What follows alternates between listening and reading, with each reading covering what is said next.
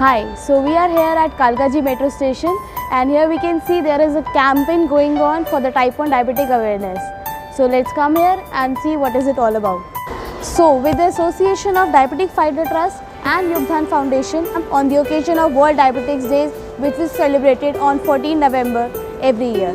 So let's see what is it all about, how they are creating awareness for the type 1.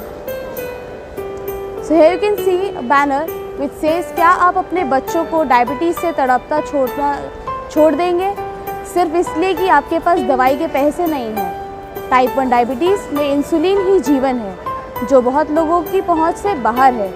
Diabetes fighter trust type 1 diabetes से प्रभावित लोगों की सहायता के लिए प्रयासरत है, खास तौर पर उनके लिए जो इंसुलिन का खर्चा नहीं उठा सकते। और अधिक जाने with association again of diabetic fighter trust and योगदान फाउंडेशन।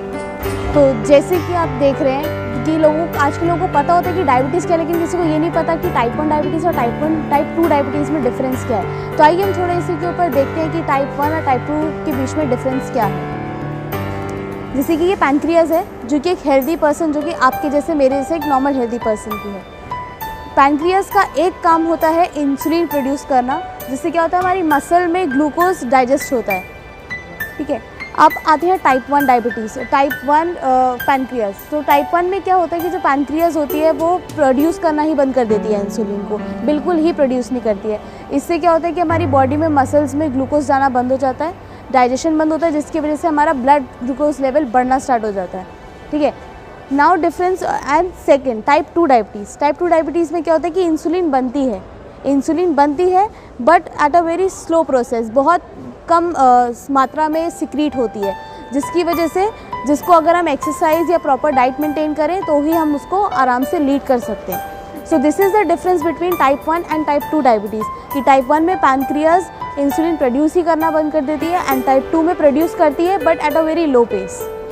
तो आपको जान के बहुत आश्चर्य होगा कि भारत में या पूरे विश्व में अगर हम कहें तो डायबिटीज़ का कोई इलाज नहीं है। Specially for the type 1 diabetes कोई इलाज नहीं है। तो आइए हम देखते हैं कि कैसे हम एक टाइप 1 डायबिटीज़ की या कहें तो डायबिटीज़ की मैनेजमेंट हम कैसे कर सकते हैं। अब जैसे कि हम टाइप 1 डायबिटीज़ की मैनेजमेंट कैसे कर सकते हैं, सबसे पहले जो कि बहुत ज़रूरी चीज़ है वो है इंसुलिन, यानी कि हमारी दवाइयाँ। क्योंकि हमारी पैनक्रियाज टाइप 1 डायबिटिक की पैनक्रियाज इंसुलिन प्रोड्यूस करना बंद कर देती है, तो इसलिए हमें बाहर से लेनी पड़ती है। So this is the one of the major thing जो हमारी टाइप 1 डायबिटिक मैनेजमेंट के लिए ज़रूरी है।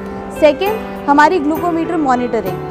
तो जैसे कि आप देख सकते हैं कि अगर आप शुगर चेक करेंगे उसी के अकॉर्डिंग ही आप इंसुलिन ले सकते हैं। ऐसे हमारी मैनेजमेंट डायबिटीज़ की बहुत अच्छी हो सकती है। और अगर आप शुगर चेक नहीं करते हैं तो ये भी एक बहुत बड़ा खतरा है, क्योंकि अगर आप बिना शुगर चेक करे अगर इंसुलिन की डोसेज लेंगे तो इससे हाइपोग्लाइसीमिया या हाइपरग्लाइसीमिया के चांसेस होते हैं और भी डायबिटिक कॉम्प्लिकेशंस के चांसेस होते हैं, जैसे कि किडनी फेलियर या आइज़ पर इफेक्ट, टीथ पर इफेक्ट और बहुत सारी कॉम्प्लिकेशंस।